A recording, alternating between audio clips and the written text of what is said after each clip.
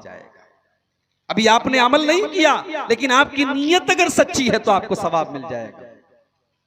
अल्लाह ने फरमाया वमन यखरुज मिन बैतिही मुहाजिरन इलल्लाहि व रसूलिही सुम्मा युद्रिकुहुल मौत फक़द वक़ा अजरुहु अलल्लाह।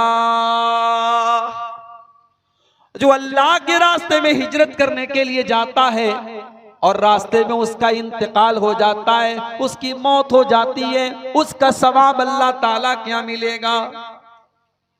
वो अपने शहर से निकला था, ये सोच करके निकला था कि मैं दूसरे शहर में जाऊंगा ताकि वहां जाकर के मैं आजादी से नमाज पढ़ सकूं, मैं आजादी से रोजा रख सकूं, मैं आजादी से इस्लाम के ऊपर अमल कर सकूं। वो हिजरत के इरादे से निकला था और रास्ते में उसको मौत आ गई, तो अल्लाह फरमाता है फक़द वक़ा अजरुहु अलल्लाह, उसको जरूर उसकी नेकी का सवाब मिलेगा।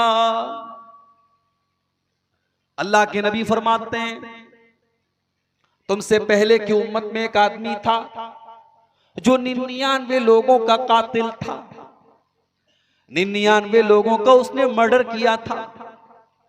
उसके दिल में तौबा का ख्याल आया, उसने पता लगाया कि क्या मैं तौबा कर सकता हूं।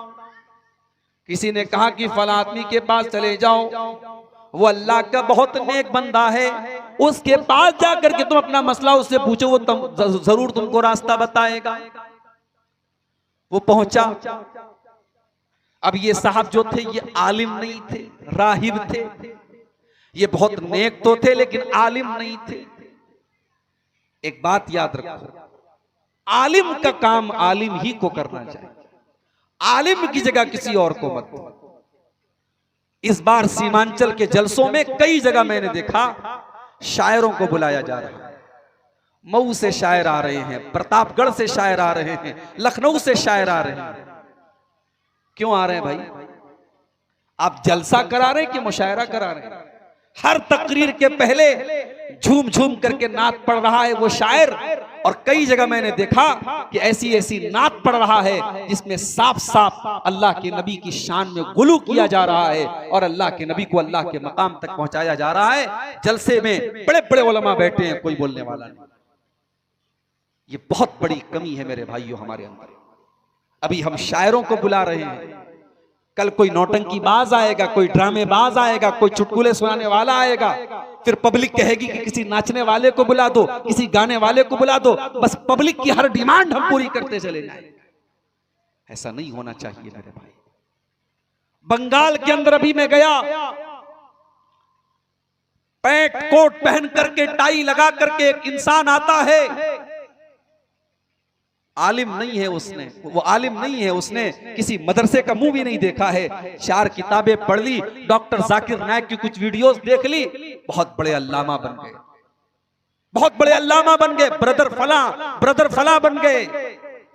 अब वो फतवा क्या देते हैं, तकरीर उनकी मौजूद है इंटरनेट पर, फतवा ये देते हैं कि अगर कोई औरत पर्दा नहीं करती है तो काफिर हो जाती है। अगर कोई औरत पर्दा नहीं करती है, नकाब में नहीं रहती है, बेपर्दा घर से निकलती है, तो वो काफिर हो जाती है, क्योंकि अल्लाह ने कुरान में औरत को पर्दा करने का हुक्म दिया है और वो जानबूझ करके अल्लाह के हुक्म को नहीं मान रही है, इसलिए वो काफिर हो जाती है। और ऐसी औरत जब घर जाती है और शौहर से मुलाकात करती है तो वो जिना करती है, क्योंकि वो तो काफिर हो चुकी है। वीडियो मौजूद है इंटरनेट के ऊपर। मैं बंगाल में गया, एक साहब मुझे बताने लगे, तो मैंने कहा कि बोया पेड़ बबूल का तो आम कहां से आए। आपने उलमा की जगह इनको बिठाया है, इन जोकरों को ला करके आपने बिठाया है।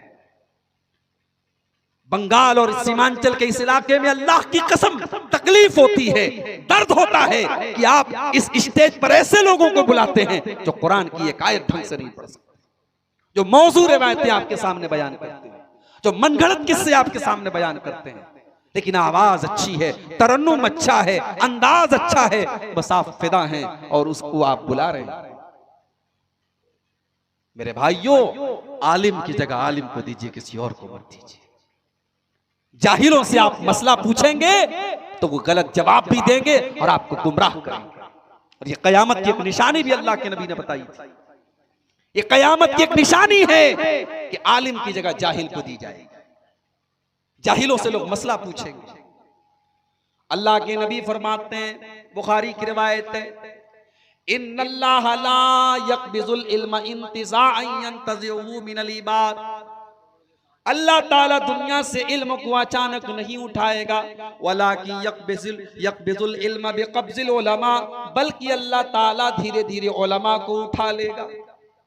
अभी तो अल्लाह का शुक्र अदा करो, अभी उलमा मौजूद हैं। ये अलग बात है कि धीरे धीरे उलमा की जगह जाहिलों को दी जा रही है, मगर अभी भी बहुत सारे उलमा मौजूद हैं। जो उलमा मौजूद है उनकी कदर करो मेरे प्यारे साथियों, क्योंकि वो जमाना करीब आ रहा है। अल्लाह के नबी फरमाते हैं कि धीरे धीरे उलमा दुनिया से चले जाएंगे।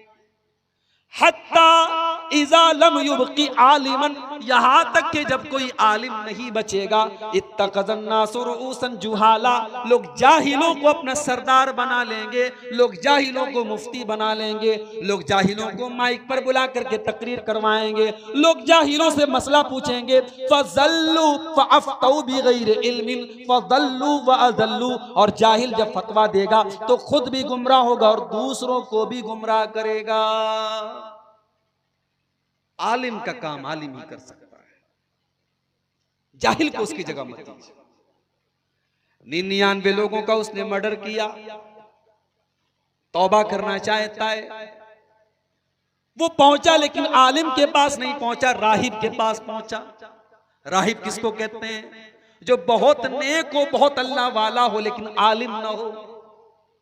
वो नेक तो था, वो अल्लाह वाला तो था, वो इबादत गुजार तो था, लेकिन आलिम नहीं था। इसने कहा भाई साहब मैंने 99 लोगों का मर्डर किया है, फ़हल्ली मिन तौबा, मैं तौबा करना चाहता हूँ, क्या मेरी तौबा अल्लाह ताला क्या कबूल हो जाएगी?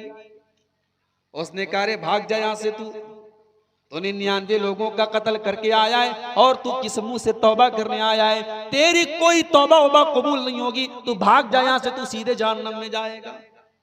उसने कहा अच्छा मेरी तौबा कबूल नहीं होगी, कोई बात नहीं, जब तौबा कबूल नहीं होगी तो जैसे 99 कत्ल किया है कत्ल और कर देता हूं, तो तलवार निकाली और उसको भी कत्ल कर, 100 कत्ल कर दिए उसने। फिर एक दिन उसके दिल में एहसास आया कि यार मैं बहुत गलत काम कर रहा हूं, तौबा करना चाहता हूं। फिर पता लगाया, तौबा करना चाहता हूं, क्या करूं? किसी ने कहा फला के पास चले जाओ, वो तुमको सही मशवरा देगा, सही एडवाइस देगा। अब ये जिसके पास पहुंचा तो हदीस के अल्फाज है, वो आलिम था, आलिम के पास पहुंचा और उससे जाकर के कहने लगा इन्नी कतल तो मिअत नफ्सिन, मैंने 100 लोगों का कत्ल किया है, फहल्ली मिन तौबा, क्या मैं तौबा कर सकता हूं? वो आलिम था, आलिम ने सही जवाब दिया। आलिम ने कहा मैं यहूलु बैनक व बैन रब्बिका, ऐ मेरे भाई अगर तू तौबा करना चाहता है तो कौन तेरे और तेरे रब के बीच में रुकावट बन सकता है? अगर तू तौबा करना चाहता है तो तौबा का दरवाजा तो तेरे लिए खुला है, कौन तेरे और तेरी तौबा के बीच में रुकावट बन सकता है? तू तौबा कर ले, कोई बात नहीं, तू तौबा कर ले, तू सुधर जा, तू अपनी इस्लाह कर ले। मगर हां अगर तू तौबा करना चाहता है तो तुझे ये गुनहगारों की बस्ती छोड़नी पड़ेगी, तुझे डाकुओं और चोरों का इलाका छोड़ करके अल्लाह के नेक बंदों के इलाके में जाना पड़ेगा। पता ये भी चला खरबूजा को देख के खरबूजे का रंग बदलता है। नकाब वाली लड़की भी जब बेनकाब लड़कियों के बीच में आती है तो वो भी बेनकाब हो जाती है। जब हराम खोरों के बीच में कोई सही आदमी आता है वो भी हराम खोर हो जाता है। इलाके का असर पड़ता है, माहौल का असर पड़ता है। इसलिए अगर अपनी इस्लाह करना चाहते हो तो अच्छे माहौल में चले जाओ, या तो माहौल की इस्लाह करो या माहौल को छोड़ के चले जाओ। उसने कहा तुम्हें तौबा करना है तो तुम्हें इस बुरे लोगों की बस्ती को छोड़ करके जाना पड़ेगा। अब हदीस के अल्फाज हैं 100 लोगों का कातिल था, डाकू था, अभी अपनी बस्ती को छोड़ करके नेक लोगों की बस्ती में जाने लगा।